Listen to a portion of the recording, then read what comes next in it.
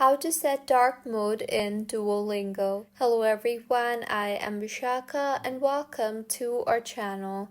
Now let's get right into the tutorial. Firstly, go ahead and open the Duolingo application on your device. Make sure you are signed in and now go ahead and tap on the three dots on the bottom right of your screen. Further, tap on the profile option. You will then be led to your profile page. Now tap on the settings option on the top right of your screen.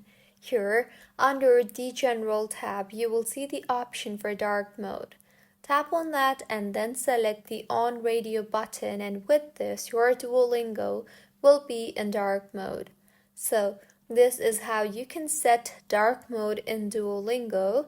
If you find this tutorial helpful, please like the video and do subscribe to our channel for more contents like this. Thank you for staying with us until the end.